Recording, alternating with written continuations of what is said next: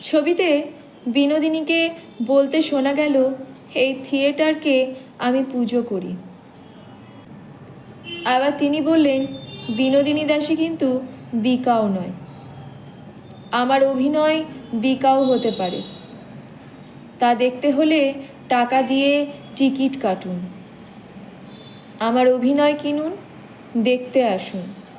তবে ভুল করেও বিনোদিনী দাসীকে কিনতে আসবেন না। 2022-এর সেপ্টেম্বর মাস ফার্স্ট লুকে বিনোদিনী রূপে সকলকে চমকে দিয়েছিলেন রুক্মিণী মৈত্র।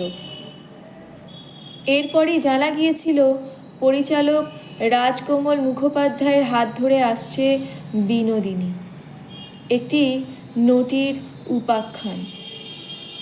আর সেখানেই বিনোদিনী হয়ে ধরা দেবেন রুক্মিণী মৈত্র। 2023-এর মার্চে শেষ হয়েছিল ছবির শুটিং। অবশেষে আজ মুক্তি পেল ছবি। তার আগে দেখা মিলল বিনোদিনী একটি নটির উপাখ্যান এর ট্রেলার। আর তাতেই নটির বেশে অভিনেত্রী হিসেবে আরও একবার নজর কাড়লেন রুক্মিণী মৈত্র।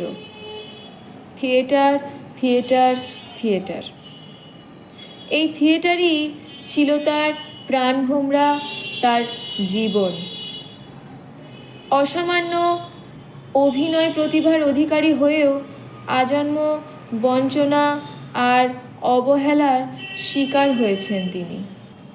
বারবনিতার পরিবেশ থেকে উঠে এসে অনেক ছোট বয়সে বাংলা মঞ্চে অভিনেত্রী হিসেবে আত্মপ্রকাশ করেন তিনি। 12 বছরের স্বল্প অভিনয় জীবনের মধ্যেই তিনি মঞ্চাভিনয়ে বিপুল সাফল্য অর্জন করেন। সেই বিনোদিনী দাসীর জীবন, অভিনয় জীবনই উঠে এলো ছবির ট্রিজারে, যেখানে গিরিশ ঘোষের ভূমিকায় দেখা মিলল কৌশিক গঙ্গোপাধ্যায়কে, যিনি কিনা ছিলেন অভিনয় জীবনে বিনোদিনীর শিক্ষাগুরু।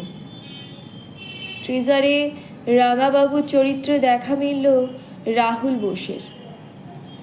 ব্যবসায়ী গুরমুখ রায়ের চরিত্রে রয়েছেন মীর ও কুমার বাহাদুরের চরিত্রে রয়েছেন ছোট পর্দার জনপ্রিয় অভিনেতা ওম সাহানি।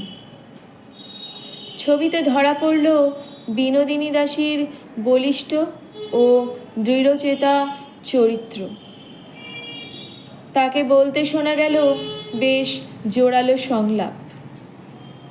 গোটা ট্রিজার জুড়ে নটি বিনোদিনী একটা একাকী শক্তিশালী চরিত্রের ঝলকই উঠে এসেছে। জানা যায় একসময় গ্রেট ন্যাশনাল থিয়েটারের মালিক প্রতাপচাঁদ জহুরির আচরণে বিরক্ত হয়ে নতুন দল খুলতে উদ্যোগী হয়েছিলেন গিরিশচন্দ্র ঘোষ। সে সময় বিনোদিনীকে রক্ষিতা হিসেবে পাওয়ার শর্তে টাকা জোগাতে রাজি হয়েছিলেন গুরমুখ রায় মুসাদি নামে এক মারোয়ারি যুবক। বিনোদিনী থিয়েটারের স্বার্থে সেই শর্তেও রাজি হয়েছিলেন।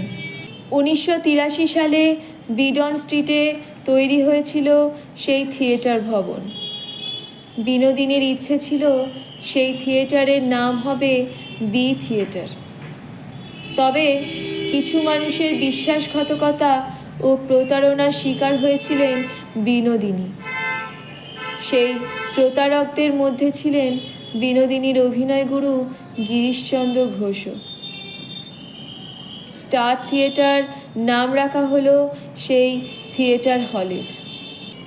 পরে ব্যবসায়ী গুরমুখ রায়ও বিনোদিনীকে ছেড়ে চলে যান। সেই সব গল্পই যে ছবিতে উঠে আসতে তার কিছু আভাস টিজারেও মিলেছে। এই ছবির সঙ্গীত পরিচালনার দায়িত্বে ছিলেন সৌরেন্দ্র ও সৌম্যজিৎ। এখানে একটা কথা বলে রাখি, 90-এর দশকে 1994 সালে বিনোদিনীর জীবন নিয়ে আরও একটি ছবি তৈরি হয়েছিল যার নাম ছিল নটি বিনোদিনী। এই ছবিতে দেখা গেছে প্রসেনজিৎ এবং দেবশ্রীকে। ছবির পরিচালক ছিলেন দীনেন গুপ্ত।